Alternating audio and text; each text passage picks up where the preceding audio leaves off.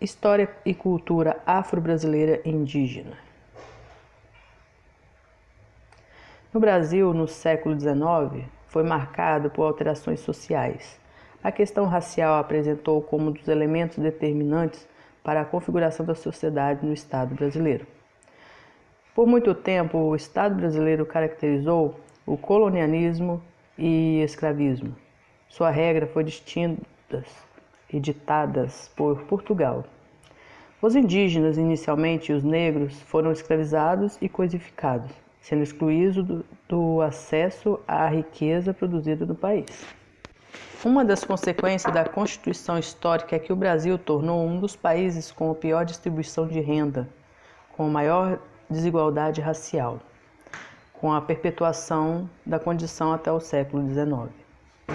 Racismo residual. Conforme nomeado por Florestan Fernandes, o que vemos é a permanência de exclusão racial e atitude preconceituosa no cotidiano. Os povos indígenas frequentemente se veem às voltas em conflitos na defesa de suas formas de sobrevivência e cultura, e intervenção qualificada na disputa por terras. O Estado brasileiro passa a ser reconhecido racista a partir das lutas e reivindicações dos movimentos sociais. Em 21 de março de 2003, institui a Secretaria de Política de Promoção de Igualdade Racial. Com essa instituição, município e Distrito Federal passaram a se organizar rumo ao estabelecimento de política de inclusão educacional. Esse conjunto de medidas passa a fazer parte da política pública de inclusão de populações historicamente excluídas, para garantir a implantação dos artigos na educação básica do Distrito Federal, com apoio e coordenação da educação em diversidades e escola de aperfeiçoamento de profissionais da educação. Elaborou as educações e orientações pedagógicas.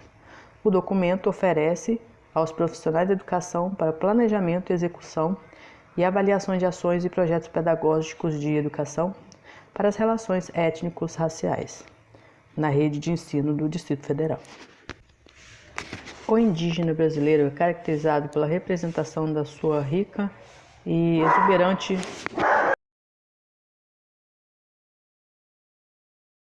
Jorge Correia da Silva, filho de Manuel Correia da Silva, natural da cidade de Évora, feito desde o ano de 645 até o presente em praça de soldado. Alferes, ajudante, capitão de infantaria, de gente de guerra a princípio das fronteiras do Alentejo e passando ao Maranhão, se achar em muitas entradas que se oferecem pelo sertão e no que o padre Antônio Vieira fez a serra de Agrapeba e da forma aquela cristandade que, se for cabo da tropa de missão voltada ao reino, se tornar a embarcar para o Brasil na armada, aqui ano 664, por bem de lhe fazer mercê, além de outras de promessa de um ofício de justiça ou fazenda que caiba em sua qualidade que passou ao alvará. O problema da hierarquização social na época moderna, ele infere num documento que uma das formas de diferenciação social estavam condicionada à prestação de serviço à sua majestade na defesa, conquista e propagação da fé cristã em seu império. Segundo o relatório da Organização das Nações Unidas para Alimentação e Agricultura, a agricultura familiar produz cerca de 80% dos alimentos no mundo e é guardiã de aproximadamente 75% de todos os recursos agrícolas do planeta em 2014. A agricultura familiar é fundamental para a melhoria da sustentabilidade ecológica. Os principais desafios da agricultura familiar estão relacionados à segurança alimentar. As políticas públicas para o desenvolvimento da agricultura familiar devem fomentar a inovação respeitando o tamanho das propriedades, as tecnologias utilizadas, a integração de mercados e configurações ecológicas. Bento XVI foi eleito dentro de uma linha de continuidade com o pontificado anterior. Acredita que dificilmente fará mudanças rápidas e decisivas para enfrentar questões pendentes na Igreja Católica. O controle da natalidade por meio de anticoncepcionais, o sacerdócio das mulheres e o casamento dos padres. Escrita em 1448, a crônica do descobrimento e conquista de Guiné, de Gomes e Anes de Jurara, contém importantes informações sobre os primeiros contatos europeus com os habitantes de Canarias, com os mouros do Saara e com o negro da chamada Guiné. Também faz parte de um inventário documental com informações valiosas sobre o reino Mandingas. Sobre a costa de Guiné, no século XVI, os europeus começaram a entrar em contato com a região costeira da África tropical. O contato entre europeus e africanos desencadeou uma grande produção de obras literárias. A costa de Guiné foi a primeira região da África tropical descoberta pelos europeus. Desde o início, impondo o juramento de fidelidade aos cruzados, o imperador do Oriente recusa o próprio princípio do empreendimento, não dando nenhum apoio a um empreendimento ordinário de conquista que só poderia ter legitimidade sob a condição de restituir ao império o território retomado aos muçulmanos.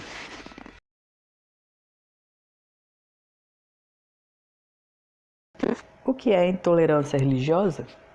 A intolerância religiosa descreve a atitude mental caracterizada pela falta de habilidade e vontade de reconhecer e respeitar diferenças ou crenças religiosas de terceiro.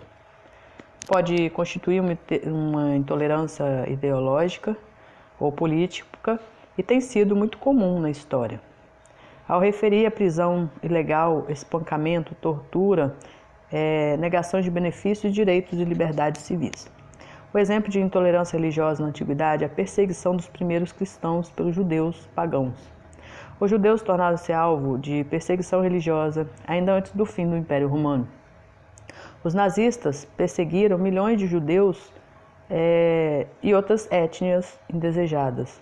Essa perseguição, usualmente conhecida por Holocausto, não apenas a sua raça, mas contra os seus ideais religiosos e a sua objeção de consciência. Na Idade Contemporânea, foi a perseguição por parte de uma antiga União Soviética que perseguiu vários grupos religiosos, era um estado de jurisdição ateísta e que levou ao deslocamento forçado de 80 mil pessoas.